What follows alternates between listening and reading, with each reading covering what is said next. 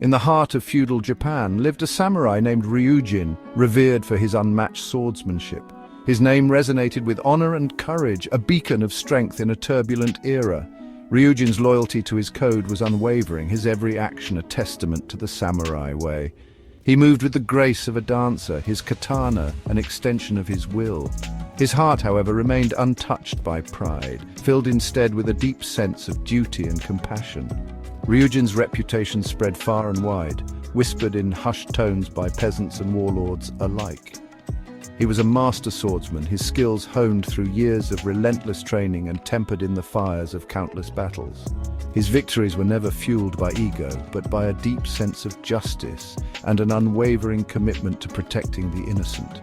Ryūjin's honor was his shield, his integrity his sword, and his name a legend, whispered on the wind.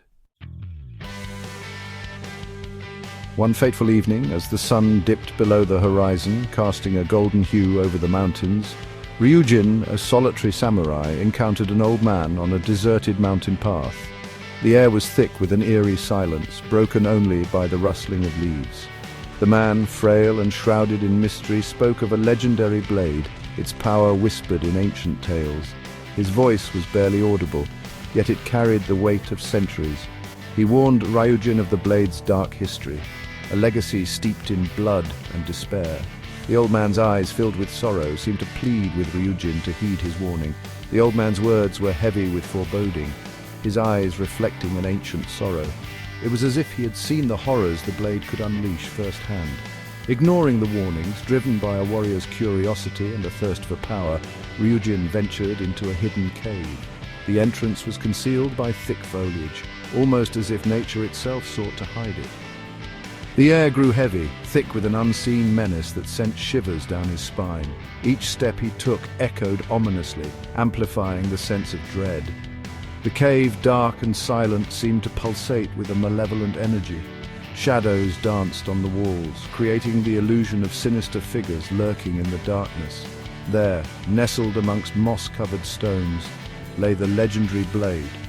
It was as if the sword had been waiting for him, its presence both inviting and threatening.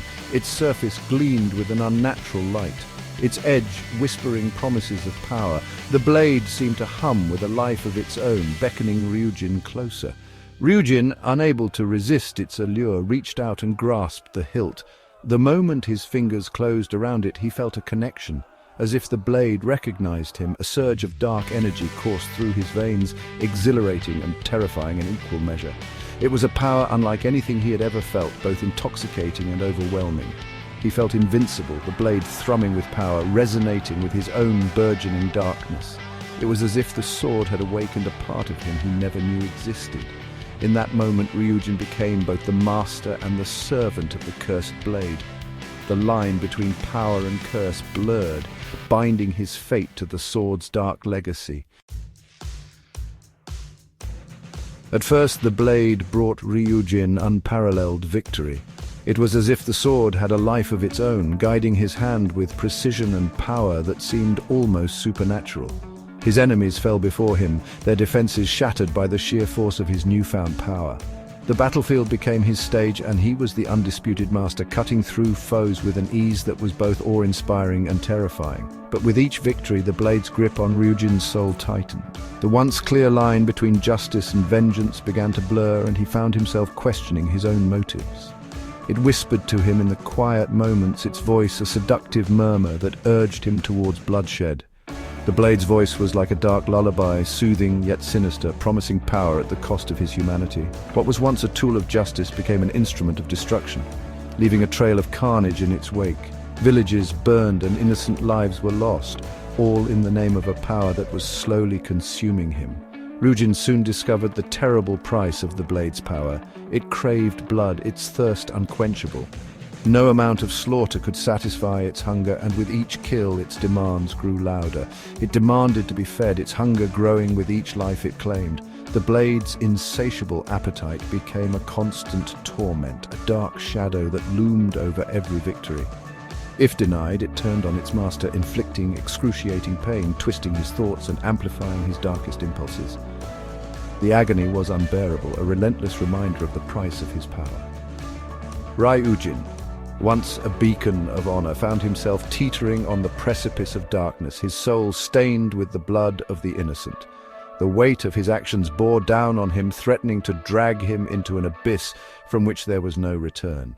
The blade became a curse, a constant reminder of the darkness that festered within him. Every glance at its blood-stained edge was a reminder of the lives it had taken, and the honor he had lost. He had become a slave to its will, his every action dictated by its insatiable hunger. The man who once fought for justice was now a puppet, his strings pulled by a malevolent force. The weight of his deeds pressed down on him, threatening to crush his spirit. Each step he took was heavier than the last, burdened by the ghosts of those he had slain. His once honorable name became synonymous with fear and dread, whispered in hushed tones as a harbinger of death. The legacy he had hoped to build was now a tale of horror, a cautionary story told to children to keep them in line. Haunted by the faces of those he had slain, Ryūjin wandered through the misty woods, his mind a battlefield of regret and sorrow. Each step he took seemed to echo with the cries of his victims, their faces etched into his memory like a curse. Ryūjin sought to break free from the blade's control.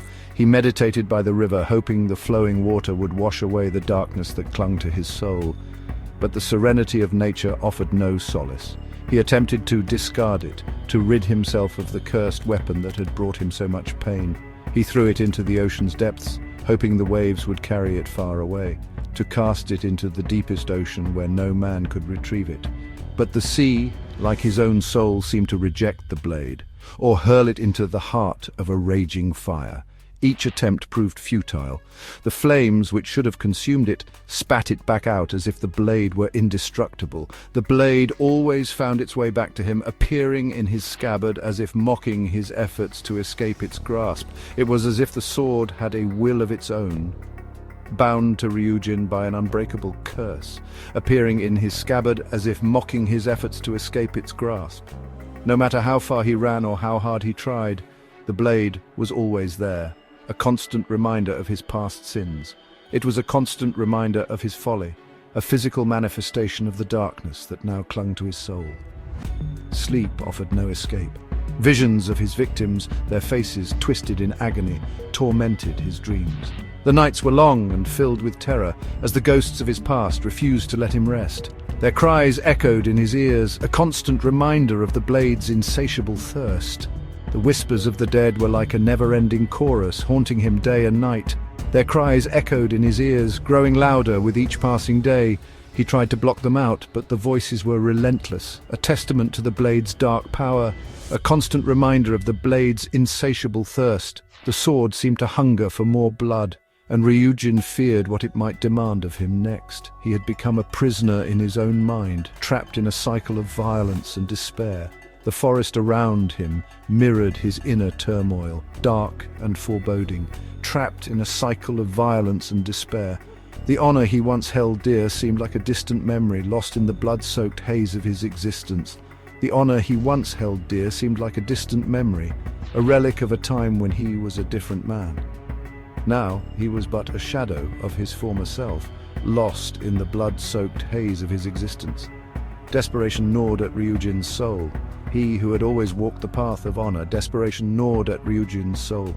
He who had always walked the path of honor now found himself lost in a labyrinth of darkness. He who had always walked the path of honor now found himself lost in a labyrinth of darkness. The forest paths that once brought him peace now seemed to lead only to despair, now found himself lost in a labyrinth of darkness. The blade had become a part of him, its essence woven into the fabric of his being. The blade had become a part of him, its essence woven into the fabric of his being. It whispered promises of power, its essence woven into the fabric of his being. It whispered promises of power, of release from his torment. It whispered promises of power, of release from his torment, but Ryūjin knew it was a lie. The blade's promises were as empty as the souls it had claimed, of release from his torment, but Ryūjin knew it was a lie. The only escape, he realized, lay in confronting the evil he had unleashed. But Ryūjin knew it was a lie. The only escape, he realized, lay in confronting the evil he had unleashed. He had to face the darkness head-on, to reclaim his soul from the grip of the cursed blade. The only escape, he realized, lay in confronting the evil he had unleashed. With a heavy heart and a steely resolve, Ryūjin prepared for the battle that would determine his fate.